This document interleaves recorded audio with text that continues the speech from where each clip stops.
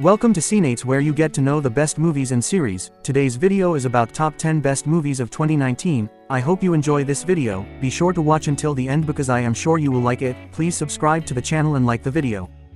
The Irishman, Martin Scorsese, 77, and still America's greatest living filmmaker, shook up the year by claiming Marvel movies aren't cinema. What's not there is revelation, mystery, or genuine emotional danger, claimed the director, who supplies all that and more in what is not just the best film of 2019 but also an incendiary, indelible summation of a landmark career. Film reunites Scorsese with his peerless acting muses Robert De Niro and Joe Pesci nearly 25 years after they made Casino. It also brings in a live wire Al Pacino as Jimmy Hoffa, the Teamsters leader who De Niro's hitman, Frank Sheeran, is ordered to kill. Digital de-aging process allows the actors to play younger as the film spans decades of American history. It's not violence that brings them down, it's debilitating age. Searing note of poetic justice makes The Irishman unique among Scorsese's mob films, from Goodfellas to The Departed, and earns a place in the cinematic canon. Once upon a time, in Hollywood, Quentin Tarantino's mad love for Hollywood on the fringes permeates every frame of this richly detailed, ravishingly told fable. The time is 1969, and something sinister is creeping into Tinseltown. Who else but Tarantino would dare make a buddy comedy with the murderous Manson family lurking in the background? Leonardo DiCaprio works wonders as a boozing, fading star reduced to playing TV villains and leaning hard for support on his stunt double buddy.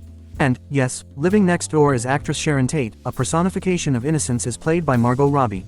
His habit, the virtuoso who had Hitler killed in Inglourious Basterds adjusts history to suit his own moral compass. Paraphrase a line from the script, he's Quentin fucking Tarantino and don't you forget it. 1917, a potent and prodigious achievement on every level. Director Sam Mendes and camera visionary Roger Deakins, both their talents shining on their highest beams, have set out to tell a World War I story that propels itself forward in one continuous take. Two young British soldiers Schofield and Blake take on the impossible mission of crossing enemy lines to deliver a message that the Germans are setting a trap that could cost the British Army more than 1,600 lives. There's nothing gimmicky about the approach of Mendes and Deakins, who perform technical miracles that are surpassed only by their deep emotional investment in a high-tension war film that succeeds in pinning you to your seat. Jojo Rabbit, New Zealand filmmaker Taika Waititi is a wild man, who doesn't scare off easily. And the polarizing Jojo Rabbit is his biggest swing yet, a comedy tangled in tragedy, in which Waititi plays Hitler for laughs. What happens when 10-year-old Jojo tries to reconcile his membership in the Hitler Youth with the Jewish girl his mother is hiding at home? Waititi trusts that his young hero's journey to empathy will also be ours. And in a world still consumed by divisiveness and hate crimes, let's hope he's right.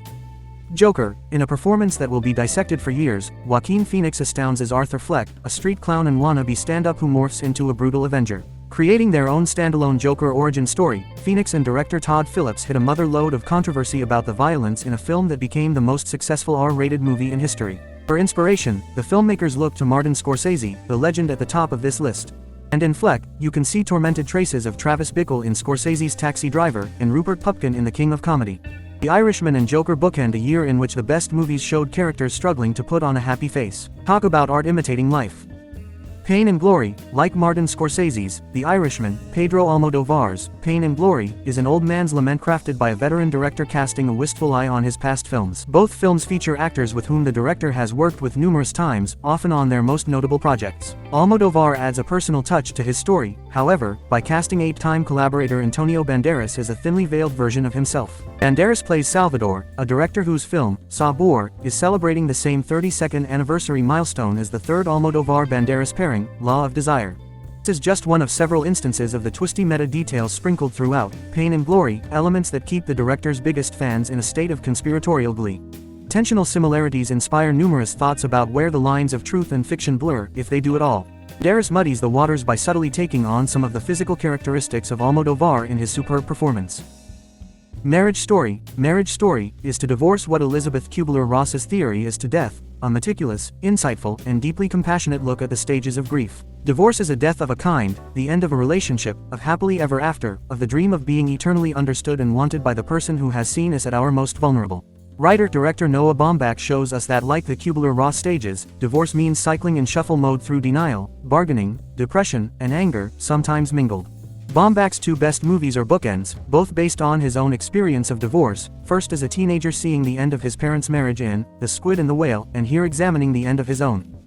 Little Women, Greta Gerwig's energy and verve as a director have not been the least bit blunted by the challenge of adapting a totemic and frequently filmed work of American literature. If anything, she's more emboldened than ever, cutting Louisa May Alcott's pages into pieces and reassembling them into a movie that's actively in conversation with the novel it's based on. Little Women is filled with admiration for Alcott's characters and story, though it's not afraid to boldly tweak some of the book's flaws. Most important, the talent Gerwig demonstrated in Lady Bird for making an entire ensemble crackle with life is on display here as well, with Saoirse Ronan and Florence Pugh giving the standout performances among the March family. Us, I see new details and ideas every time I watch or read about Us. I'm especially taken with writer-director Jordan Peele's densely layered and lavishly realized scenario. This time, Us is about historical erasure and inherited trauma. Wannabe bougie black parents Gabe and Adelaide Wilson respectively either remake their kids in their image or flat out smother them. Because the Wilsons, unlike their Lily White, Boats and Vodka friends Kitty and Tyler, are defined more by their uneasy grip on timeshare reality than their inability to assimilate. So while Gabe sulks every time he's called out for overindulging himself, Adelaide fusses and clings to young Jason, because her mask-wearing son is just as angry as she is, he's just learning how to hide it better.